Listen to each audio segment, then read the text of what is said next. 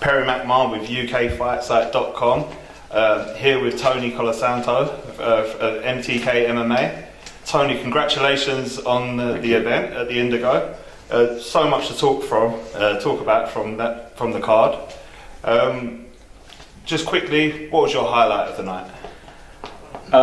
For me personally, I think it was Billy Cornell's comeback, because I was actually in the production office watching that live, and I think I may have turned my back for a split second, and I thought, wow, this isn't going Billy's way at all. And then I immediately turned around, saw a lash on his knees, Billy with his legs crossed on the floor, and I thought, wow, that's over. And then it dawned on me that actually Billy had won with the most ridiculous guillotine. So yeah, I think that was a highlight for me, because for someone to show that much heart, because I mean he was taking a good battering, and he was up against that cage. But just goes to show, for some people, you can train, you can have all the skill in the world you want, but if you haven't got heart, then I think a lot of people would have given up in this situation. Yeah. But he didn't. He persevered, and he deservedly got the win. So I think that was my highlight. I know some people will talk about the Jazz Singh knockout, but that was. I mean, you could pick out many highlights. Dan's belt-winning performance against Patrick Valle. Patrick's a tough guy, and not a lot of people would have done that to Patrick. Teo and Giroux, I mean, for people who were at the face-off, that was quite intense, and I think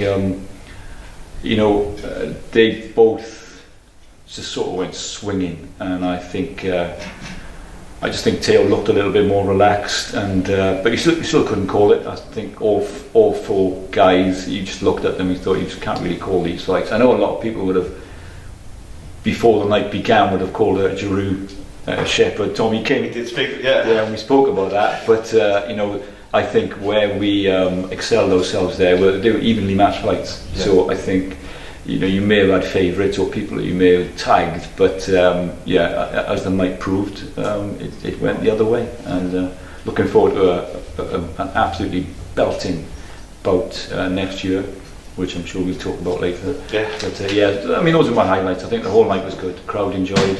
Enjoyed it all. Brilliant. Especially the crowd Teo brought along. Yeah, well, they were celebrating outside too. Yeah, well, to be honest with you, I wasn't really aware of that. I mean, he'd obviously bought a lot of fans anyway, and we knew that.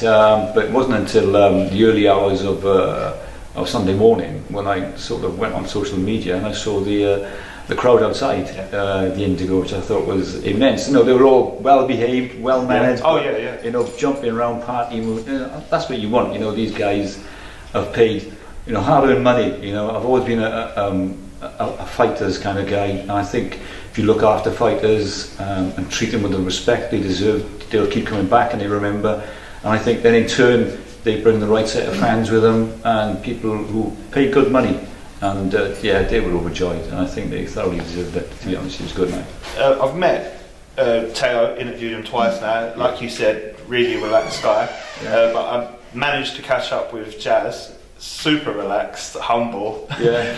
And you just didn't see like a 9-second knockout. No. I mean, I think the strange thing for me was, even throughout the weigh-ins in the day and the build-up to the show, it struck me as, I think I've talked to you about it before, how thoughtful and pensive these guys were.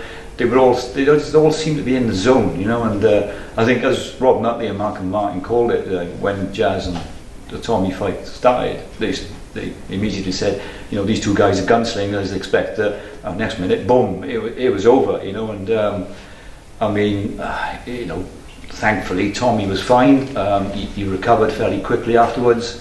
But I think a lot of people who may not have known about Jazz's power would have been stunned by that, because it was a vicious knockout. But Tommy be the first to tell you it happens. And both the King brothers, as you well know, they would never turn down a fight. They're warriors. They come to fight, and with it sometimes you have to take the rough with the smooth. But they just all seem to be in the zone. When we did the rules talk and the pre-fight medicals, there was no jumping about. There was no, you could see they were all just ready. And I think as the night proved, they were. So I mean, you briefly mentioned, you've got a great fight now for next year with Teo and Jazz. Yeah. Is there any date set or any rough time you think that's? There are, but I can't tell you. No problem. I thought I'd better try. I think what I think we've made no secret of the fact that we're going to switch venues. I think that's appeared on social media by Kieran. I think he's mentioned that for 2019. I think we'd love to get Dan Vinni to come back and defend his title. We've got some plans for some more eliminator style matchups. I saw Danny posted something. It's I think exciting times ahead for next year. I say, once we have a concrete date and venue, you'll be the first to know, Perry. Brilliant, I appreciate that, Tony. You just mentioned Kieran. I just wanted to check in. Kieran's obviously now he's immigrated to Calgary. That's right. He was the head of operations. He still is the head of operations. He's the head of operations. Yeah. Has that changed? No, not at all. I mean, with Kieran, I've known Kieran 10, 12 years now. He's an absolute joy to work for. His support to me and Danny in the lead up to this show has been, fantastic. Even when you consider the ridiculous 7-hour time difference, he's 7 hours behind us. So it can prove to be difficult at times, but when you've got someone like Kieran Keddle behind you, I mean, this is the man that Gym of the Year, produced Fighter of the Year, produced over 20 world champions, one of the most highly rated striking coaches in the world, and rightfully so. And obviously, as you know, with MTGP, he built that up from baby steps, as he called it, to where it is now. Doing shows in Europe. I think they've signed a deal in Australia, Canada. He's taken it to Iraq, as you know. Yeah. And I think when you've got someone like that behind you, it makes things a lot easier. And where myself and Danny maybe have come up against obstacles, it is a simple WhatsApp or text, and the guy just deals with it. And it's good to have somebody of that stature and caliber, backing you up. And he's got our backs. We're in contact every day, and he's just as excited about next year as we are. So yeah, I'm looking forward to it. And Danny was handling the matchmaking. That's right, yeah. And some of the matchups were brilliant. All of them were evenly matched. That's the important thing.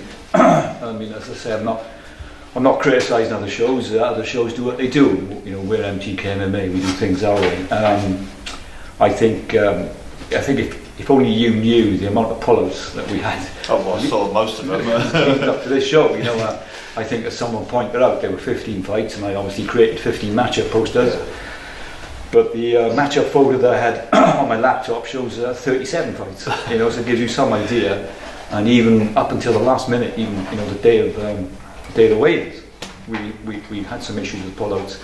So I take my hat off to Danny Beaver. He's a joy to support. He's a joy to work with, and he's cemented his place as one of the matchmakers out there at the moment in MMA. Yeah, he's definitely supported the website too. He's a great guy. Yeah. Just quickly, what was the response like from the industry and the fans to the card? Well, I think I'm not sure whether it was because obviously I'm involved, but from a personal point of view, I've never seen my name tagged so many times, and the social media feed, whether it be Facebook, Instagram, Twitter, was literally off the hook. Straight after the show, all day Sunday, all day Monday, Tuesday, it just seemed to continue. And I follow other people, Cage Warriors, Making the Cage, On Top, and I'd never seen it hit that hard for 3 days. So I think, you know what, we've cemented our place here, and I think next year we just need to just come back bigger and stronger. And I think with the sort of card that Danny's already got lined up, which obviously I'm privy to and you're not, it's going to be even stronger than the Indigo card was, which I know some people might say, really? Yeah, trust me, it is. And I think most fans, I think people within the industry, sort of stood up and paid attention. You know, I'm well aware of the speculation that's going around at the moment with BAMA and ACB, but I'll be honest with you, it's not something that concerns us. We know we're just there to say, look, we're here now, and we're going to move forward. Brilliant. Great, Tony. I know you're busy. Thank you for your time. It's a pleasure. Look forward to hearing what you guys have got coming up next. I know the MTK Newcastle card is. That's right. Well, actually, I want to give that a quick mention because that's on the 17th of November. Yeah. And that card is starting to look very, very strong. I believe it's at the Rainton Meadow Centre, 17th of November, and I think the main event is Tommy, the roly-poly kid, Quinn, fighting for the MTK MMA European title. Yeah, sorry. Fantastic fighter. I think you got Joker Bolton on the card, who's a real prospect. It's a great performance the last time, man. He's an absolute weapon, that man. He's incredible. Brad Tarrant.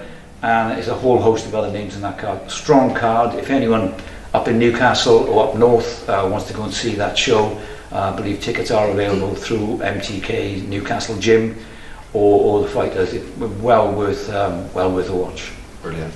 Great. Thanks again for your time, Tony. Take care.